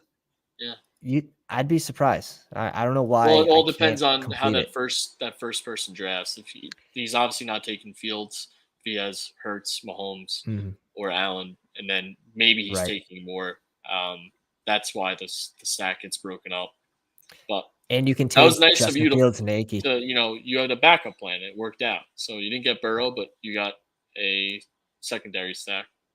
Yeah, we get Fields at 50, which I'm fine with. Honestly, let's check the exposures. They're probably, I don't think they could be extremely high to Fields, and it's a player that I do want to draft more of. So 6% post NFL draft and 5% for Best Ball Mania through 88 drafts. So I do need to get that up to, I'd like to be at 10, 11%, to be honest, on Justin Fields, just because he has that elite ceiling. I don't mind his playoff schedule either. I think his week 17 matchups going to be mainly on the ground. Yeah, I can see that game being played on the ground. Yeah, low scoring game, just a ton of rushing yards. Basically. Both sides of the field. I mean, that doesn't really help your narrative with DJ Moore, but who knows? Maybe he finds, a touchdown grab for 60 yards or a line along those. It's funny the relation that these elite second-year, third-year QBs have once they get an elite receiver. Like you think about Josh Allen when Diggs got to the team. You think about Jalen Hurts when A.J. Brown came to the team. I mean, Tua's not a rushing QB, but Tua when he got Hill. Justin Fields, this is his turn. history has shown me this story before. But yeah, no, getting a true number one though.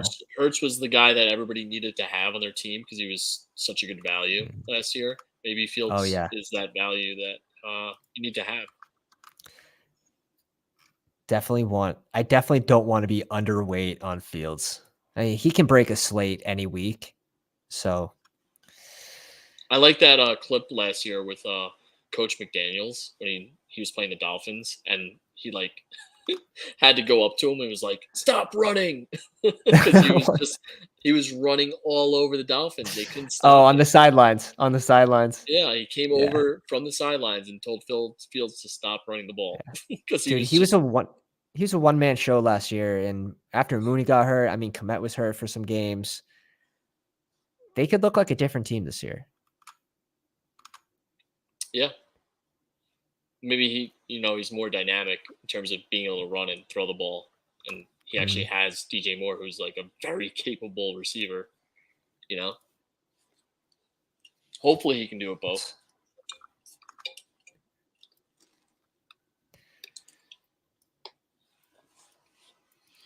Let's see, Papa.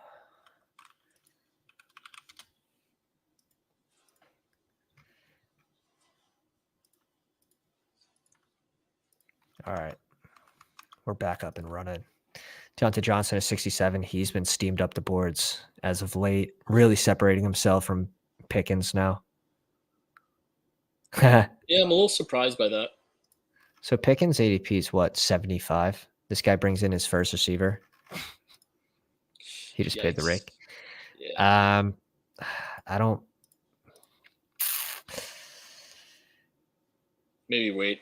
Go receiver. I'm just going to click RB here. I'm going to click RB. I know he has a better chance of going, but I don't really trust him. After what we saw last round, I don't trust him. So he doesn't select the dude. And I think you could easily trick me into going Gabe Davis here as well. I would go Addison. Rookie upside. Yeah, it's not even that. It's just, I mean, I loved Gabe Davis. I just got so burnt on him, obviously, last year with everybody else. And I was taking so much of him. And then it was just such a letdown that it's so hard. I mean, he's going to have to like rebuild his trust with fantasy owners. And he's one of my favorite fades. Favorite fade he's last more than year. capable of doing it because he has one of the best quarterbacks throwing him the ball. But do you believe it was the ankle? Do you believe he was not healthy with the ankle? That's kind of the report, right? Last season he was playing. I don't injured. know what it was.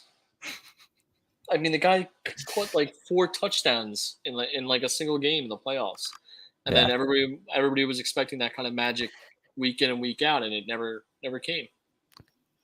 I think I like taking him when I just tend to take him either if he falls past his ADP without Allen, or if I have Josh Allen, I'm stacking him because it's a stack thing. But yeah, I still think he has room though. Like I think he could still rise. I mean, obviously, people were nervous with D-Hop early on, and they were like, "Oh, if D-Hop comes, well, Gabe Davis is toast. He's not relevant. It's going to be Diggs and D-Hop." Yeah, but that doesn't even like. He'd be like Isaiah Hodgins on the Bills for them. Yeah, but how much does that really hurt Gabe Davis, who just needs 2 plays to really make an impact? You know what I mean? Yeah. Well, how many weeks are you going to rely on that? Well, in this range, it's expensive. It's definitely expensive, but it's a premium.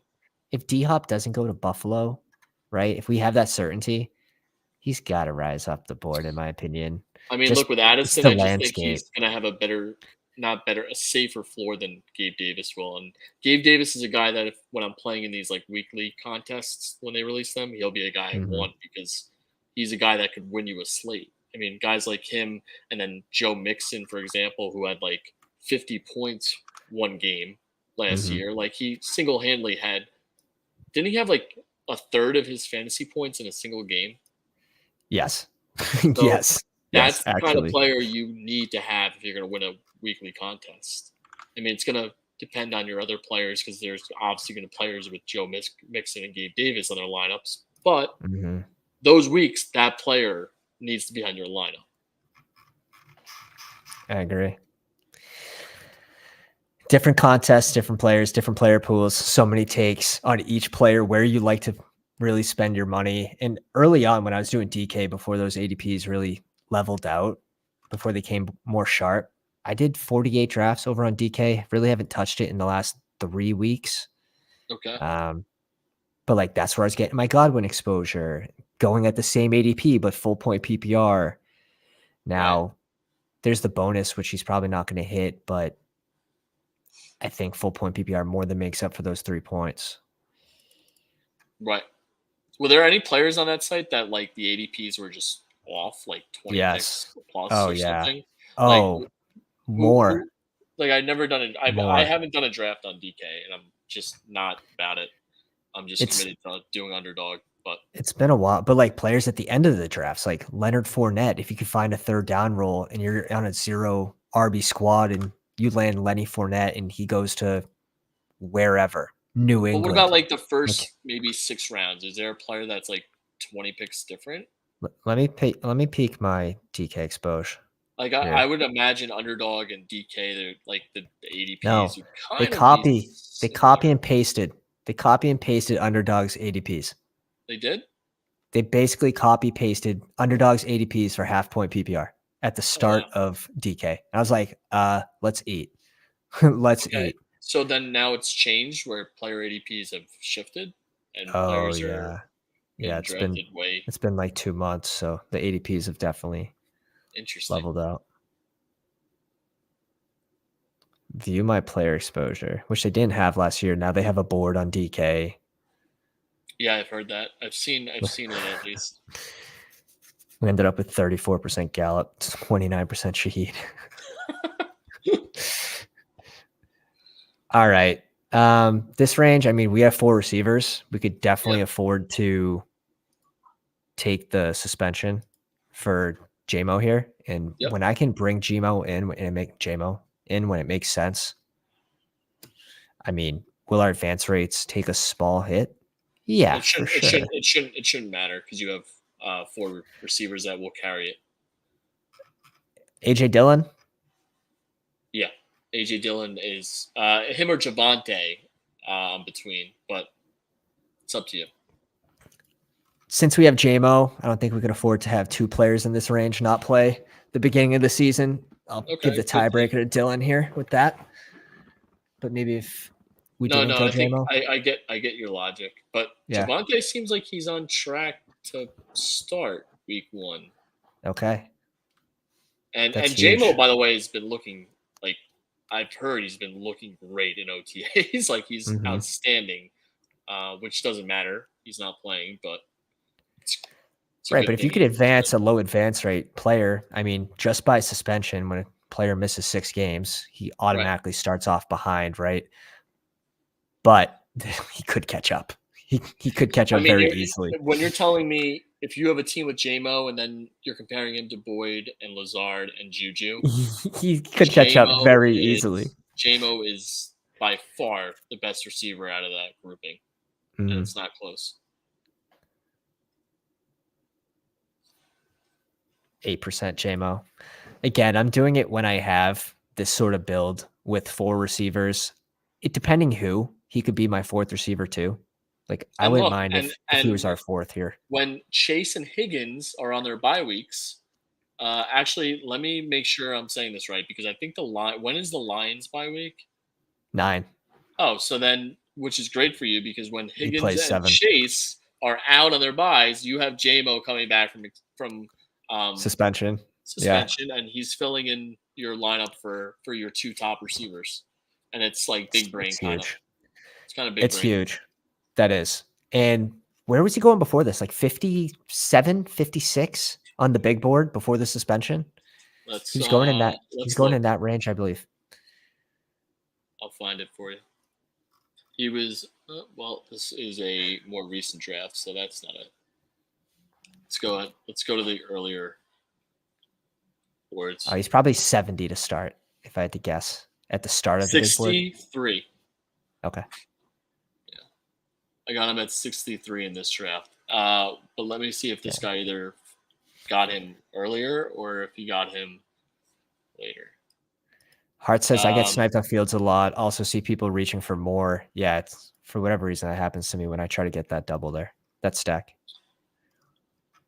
We get it here, though.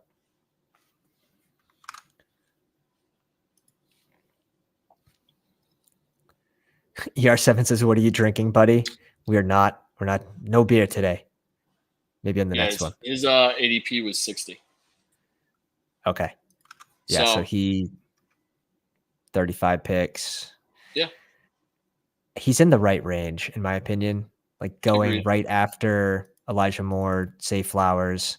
You're in this disgusting range anyways at receiver with Michael Thomas, Tyler Boyd. Like, guys, I really don't want to have to pick. Michael Thomas may not even play this year for all we know. So it's like, oh, damn, dude. Damn. Seriously. I mean, after 6 break weeks, the internet. You have to wait 6 weeks for JMO. Meanwhile, Michael Thomas could get hurt week 3 and then be out the whole year. And then what does that do for you? Like, take the upside of JMO at least. I'm on board with that. I'm completely on board with that. Guys, if you haven't already, drop a like on the live stream for Nick and I. Subscribe if you're new to the channel. Hit the bell for notifications so you can jump in these live drafts with us. And if you guys aren't already in our Discord with over 100 other members talking best ball, fantasy football, pick'ems with Nick, jump in there. The link's in the description. The link is in the chat as well. Speaking of which, have you been keeping up with our baseball pick'ems? Or are they doing No, dude. No, I just want to see it at the end. I just want to see it at the end. I'm just going to take a peek. Okay. Give me a see. Now you're making me look. And we're on the clock. This is negative EV, man. Again. Wow. Tell me green. Give me good news. Not good news. I'm going Mitchell here. Yeah. I would have said Cousins, but do they have the same bye week? How they do? Oh shit! This one hit. Nope, it's in the second inning. I just jinxed the shit out of that. I had a panic pick. I don't mind it, though. What is going on with Braxton? And he's got 2 strikeouts through 6 innings. What is that about? That can't be good, dude. Dobbs is being steamed. I think we go him though. I think we go Dobbs, and this opens us up with AJ Dillon to bring in some love. Bring in some love, dude. This one's. You also have Minnesota Green Bay correlation for the game with Addison. Yeah. Yeah, I'm looking at our pick'ems, or the pick'em I at least thought was good, and Braxton Garrett, who's playing Boston. I guess Boston has some good bats. He's got 2 strikeouts in 6 innings. That's not good. I have a 4 out of 5. That's likely not to hit. What's going on, Felix? What's up, my dude? Dubes love some Dubes. I don't know if I could say that. He's not one of my guys, but if he's being steamed up, he likely has more room to go. Did you know this was a bad play? Because you're a Red Sox fan. So Braxton Garrett. What was he at? 5? 5.5. I didn't put it in for 5.5. I had him at 5. I mean, he threw 13, 8, 9, and 6 in his last 4 starts. Yeah. Yeah, he was on fire. Yeah, that's unfortunate. All right, back to the draft. We're back in. Our last couple picks, Elijah Mitchell and Dobbs. I think we can bring in some love to go with Justin Fields. Are you comfortable with just stopping with those 2? Are you adding a late? No, I would be stopping. You have to understand that if you're taking Love, in my opinion, I think I'm drafting him like he's capable enough of being a quarterback 2 on a team. Mm-hmm. I'm not looking to handicap him like I would other quarterbacks. Okay.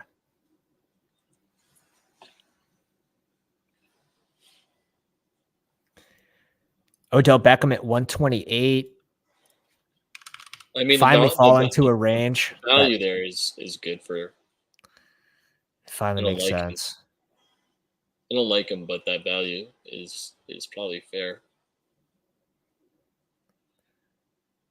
Let's see. All right. We're back. Snell just hit the over. Nico at 131. Now, sneakily, I've seen Justin Herzig select Nico as early as like 122 in some drafts. I'm in some slows with him, some chow chows. So 10 picks before ADP. Is he really that talented? From the coach, he earned the targets last year. It wasn't just because people were hurt, because Mechie wasn't there, because he's actually good. So, yeah, but if you put Nico Collins on like teams that had a wide receiver one already on them, would he be or a wide receiver two? Yeah, seriously, I'm not entirely sure. Like, where does he? If he was on, let's say Chicago, and he's competing with DJ Moore, who we know he's not better than, and then also Darnell Mooney, is he better than Mooney on paper? I was honestly thinking of comparing him to Mooney, like stats wise. Like, can he provide Mooney numbers from 21? Okay, I could see that argument. I could see that because he's not really, he doesn't have as much competition in Houston, but. And Mooney he's really a wide receiver two in a team, right? Like, he's not a true number one. He's still a talented wide receiver. I like Mooney this year. If he can get healthy, especially the negative news about Claypool. I mean, the environment for Nico Collins is great, but talent-wise, I have a hard time putting my finger on it.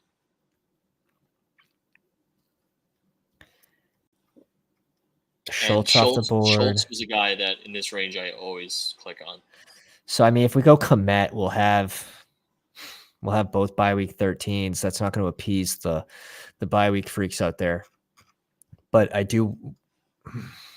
What do you think? It's up to you. We'll leave it up to Nick. What's the RB looks like? The RB room?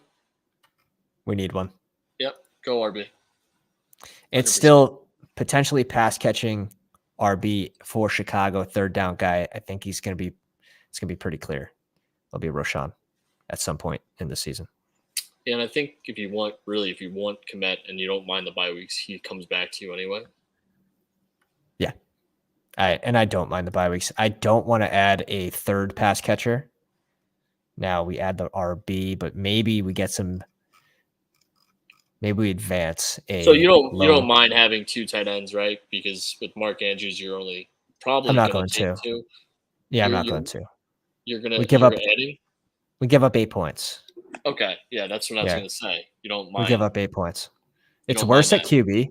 It's worse doing this with QB because you're giving up, 16, 17 points. Yeah, I agree. But at tight end, it's not. But I think as long as people understand that when you have Mark Andrews and you want to correlate Fields and Komet, just be okay with, you don't need to add a guy like Tyler Conklin in and have him play week 13. Like, for that 1 week, he's not going to get you enough points where it justifies a player roster spot where you could get guys that spike in your lineup for more than 7 points, and more than just 1 week for that matter. Awesome point. Felix says, "What's up? Just got here. Dropping a like. I'm going to watch this first thing in the morning. My man.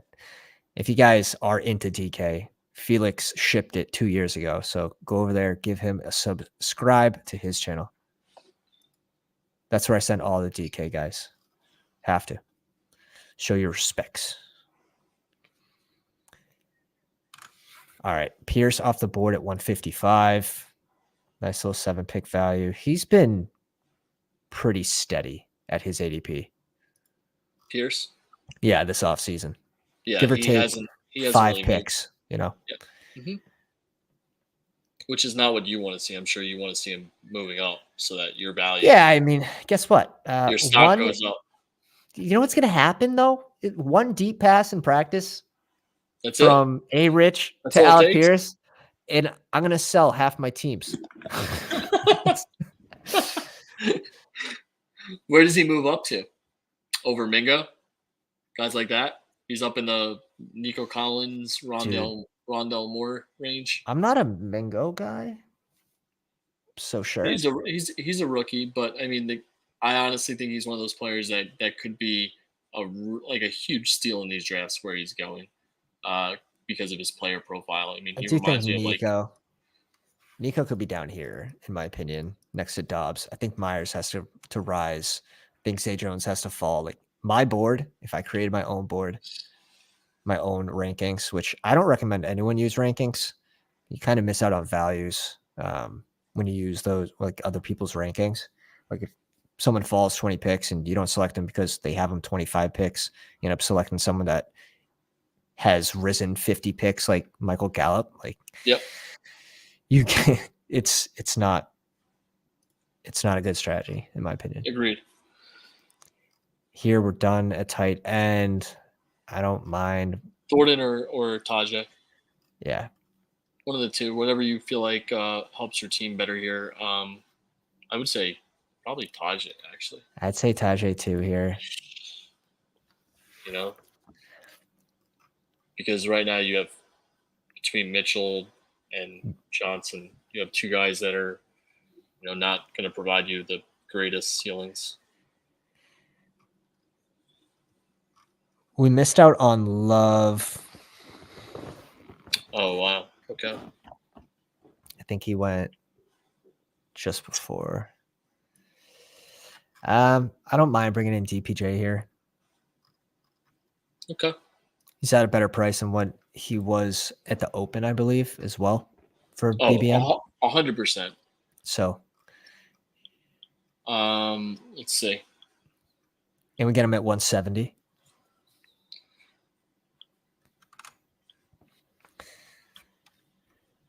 Donovan People-Jones is being drafted.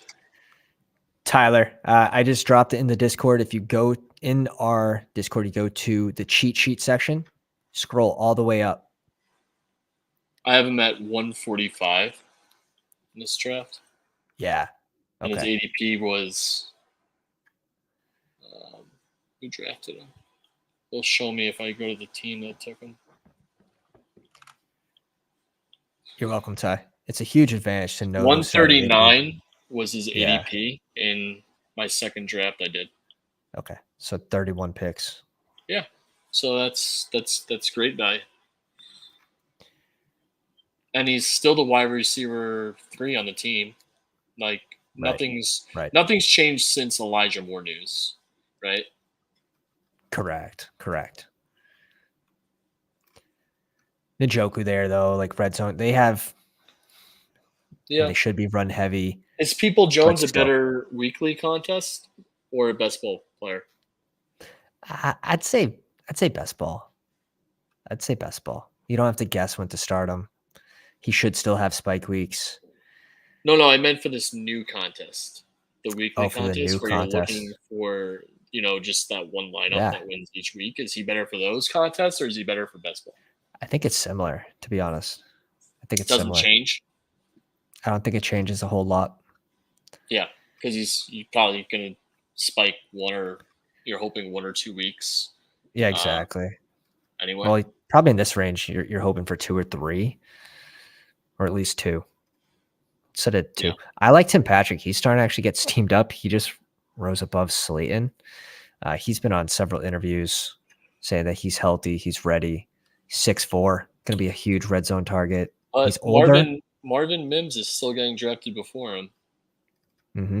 So I don't know what that really says about Tim Patrick. Where does he fit into that offense if Marvin Mims is relevant? I think his upside's unlocked if we do get. It's kind of like this. Tim Patrick and Josh Palmer feel so similar to me because I'm like, where do these guys? They're good receivers. I know they're good receivers, but where do they fit in these offenses when they have 3 guys ahead of them on the depth chart? Like where Palmer's only relevant if Keenan Allen gets hurt. That's the only reason I draft him. It's like if I don't have Keenan Allen on my team and I have a Herbert and I'm willing to stack it, like you just basically you're going with the narrative that one of those guys gets hurt if you're selecting. Yeah. Probably Keenan Allen because he does every year. Touch of Green asks, how does this new contest work? And we don't have all the details. They're not out yet, but it's a $15 entry, 150 max. It's going to be a best ball tournament sort of like this. It'll be done before the season starts. And then basically you're going to be targeting weeks. Every week there's a new winner, right? So there's going to be 40 different strategies. Yep. So whatever points you put up week 1, doesn't matter. Week 2, everybody resets, and then you're basically playing against 200 and something thousand people in the next week, and you need to have the best lineup out of 200 something thousand people to win. But it's unclear about the payouts, right? And I'm sure there's going to be there will be a good amount of ties. Washington. I like Ty Chandler too, because you do have the Green Bay and Minnesota game. You're Ty Chandler over Dwayne McBride. Ty Chandler right now. Yeah. I'm gonna go Gus. I'm gonna go Gus. Just maybe we advance a low exposure. Low advance rate. Mark Andrews with a big game from Gus. Maybe Dobbins gets hurt. Quarterback probably here because I would risk it. Just taking who you like because you don't really have correlation. Let's go Sam Howell. Washington against San Fran. We have a little correlation here with the bring back. Rushing upside with Sam Howell. Can we sell the crowd on the rushing upside for Sam Howell? Still gotta beat Jacoby Brissett. Where did Love go? Love went at 144. And this guy just went naked, huh? No Aaron Jones, no Christian Watson, right here at 144. Okay, yeah, he backed it with Reed. There you go, and he's going for the Minnesota Green Bay game. Got it. See, that's what I was trying to tell you about Ty Chandler and your build. I mean, I just thought you'd like having the Green Bay Minnesota game because you have more pieces of it. Dude, another dono. Coleman, appreciate you, dude. Says, been waiting for you to get one of these. Thanks for all the help. I appreciate you, man. Gotta update the draft guide. And by the way, Ty Chandler and McBride are totally two different players, right? I mean, Chandler's more of the receiving back. McBride's more of the round and pound back. So yards after contact. If you're thinking it might be a shootout between Green Bay and Minnesota, I feel like Ty Chandler's a good pick if you're looking for a scat back kind of play. I think if Dwayne McBride was healthy right now and practicing, I think you would see him ahead of Ty Chandler, in my opinion. I think he would have the better. Don't they do different roles? Yeah. I mean, I think if McBride's going to have any luck, he's going to have to beat out Madison to take down the first and second down role. And then Ty Chandler is going to get more of the third down looks if they trust him to block at least. I'm not 100% sure yet. Love went at 144. Didn't really expect him to double tap here because he didn't have any Green Bay players.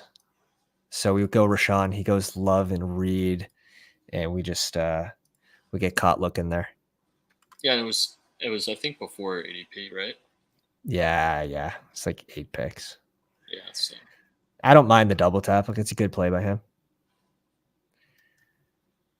It's not like he had a ton of correlation in Green Bay. Definitely would have liked that with our double, but it's fine. So you have one last receiver here. Yeah. Where are we going? Or is this where you bring in Big Daddy Logan? Wow. Does he do anything? Probably not. There's no chance. I'm sorry. All right, I'm sorry. I got something in my eye.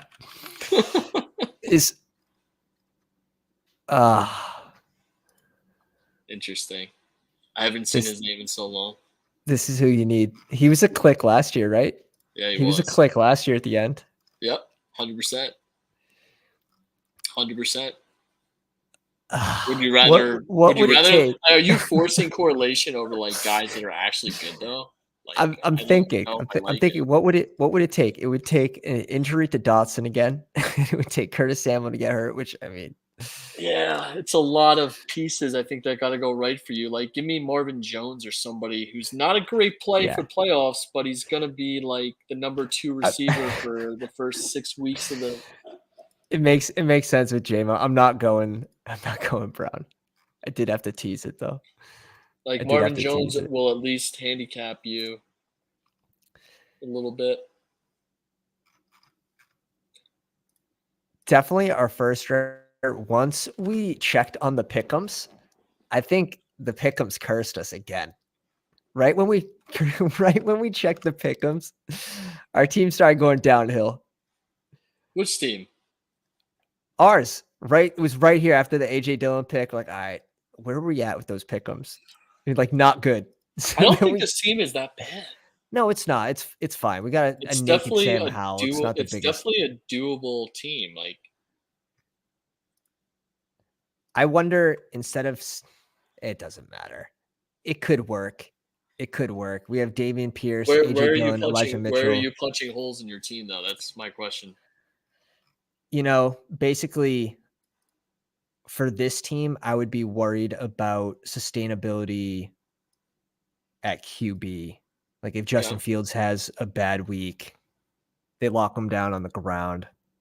He could be locked down in the air. Can Sam Howell provide that?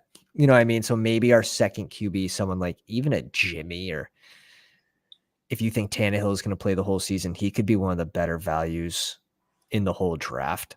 Someone that's still, does he have rushing upside still? I don't know, but yeah, I mean, I would have liked Love as your QB2 over Sam Howell, but yeah, you kind of got forced into having to take him.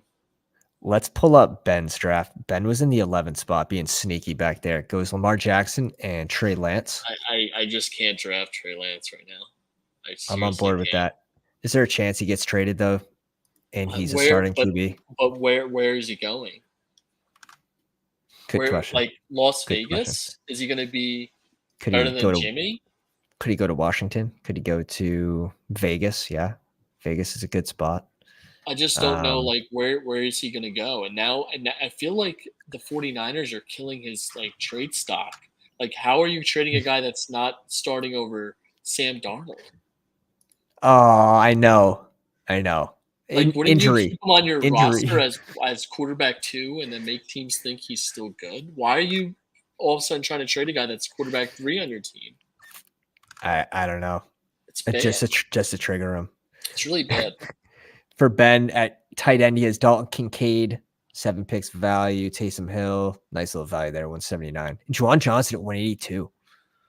Brings in both New Orleans tight ends, which I'm actually fine with. Gets them both at a value. Yeah, because they do totally different roles. Right. You know? Right. Yeah, that's kind of like I sometimes do Kincaid and Knox based on how their values are, because it's like, do you really know which tight end is going to be going off each week? If Taysom Hill was a running back, if he was listed as a running back, where would you draft him in the same spot? Would he be higher or would he be lower? I think he'd be lower personally. You got to pull up the board. This is an interesting question, though. Personally, I think he'd be lower because at the tight end position, less points. Well, if he's a running back, I'd take him over Kareem Hunt and Zeke for sure. That's fair. That's not really saying too much. I'm on board with that, but I don't think these guys, I don't think they should be there. Although, would Zeke, could he land in Vegas if Vegas moves on from Jacobs? Yeah. You know what I mean? I mean, the Jacobs thing has to be that would kill me. That would, if Zeke hits this year, I'll just, you know. I know, because I don't have shares in him either, but it's like I'd rather not. Even if he does play, he didn't look good regardless when he did. So it's like I'm really fine with not having him. Yeah. Those training camp videos did not age well of him trying to do like the icky shuffle on the ladder. Dobbins, Dalvin Cook at 83, and Connor. I like these three for like putting off RB a little bit. Yep. Bringing in Kamara and Damian Harris. I like this group a lot. Yeah. Really well built. Lamb, Adams, nice start there. Goes Christian Watson, JSN, Nico Collins, Alec Pierce. A lot of my guys in here. Nice. Yeah, I mean, I honestly thought when we proof. first looked at his running back room, his receivers were going to drop off after like maybe the first pick or two. But Yeah. he still got value with, I think, Watson and Smith. Like it's a nice balance between the 4 receivers and his running back room. Yeah, I think he smashed. Ben, you crushed this one. I mean, if you didn't have Trey Lance, that could be like a 9.5 star team. Mm-hmm. That's hilarious. Can't do Lance. I'm there with you on certain occasions when maybe I go Debo and Ayuk and I get locked out at, someone goes Purdy that has Kittle or whatever. Maybe but what does it matter now Lance. at this point? Because if Lance isn't starting, he's not on the field. Right. Basically, I guess you're betting on Purdy. You're betting on Purdy re-injuring the elbow, maybe not being the same guy after injury. Right. But yeah, it's not often. And I think it's in certain windows where you have that correlation that's like, all right, I guess I'll make that bet. Yeah. If it doesn't work, it's pick 200 or 190, at that point, how much does it matter? Yeah, but it could kill your team because now you only have one quarterback. True. Yeah, in 3 QB build, builds, I might be doing it more. Like it's a risk as opposed to like taking a 6th round, like a 6th running back or an 8th receiver, and if those players don't hit, you have so much more, room for your team to still survive as opposed to 2 quarterbacks. I agree. Not playing. There's definitely upside though to Trey Lance. Still, it's just, are we going to see it? And right now, it looks like it's leaning towards Purdy pretty heavily. So, right. But Nick, do you have anything to say to the people? No. Fun drafts. Had a good time. Those are some solid teams, man. Hell yeah. I'm glad I got my itch because I haven't drafted in like a day. So I know you got to be itching for another puppy or something. I'm like living vicariously through your stream and drafting here. So love that, dude. We gotta start getting some pick'ems going. That's the next thing. I have a couple 5s out of 6 right now that are heating up. So we're gonna 5 out of 6, 4 out of 5s. And we'll catch everyone in the Discord if you guys aren't already joined there. I mean, I think everyone in the chat is. We got over 115 members, active members, Best Ball community. Appreciate every single one of you for coming out every single day. Pounders.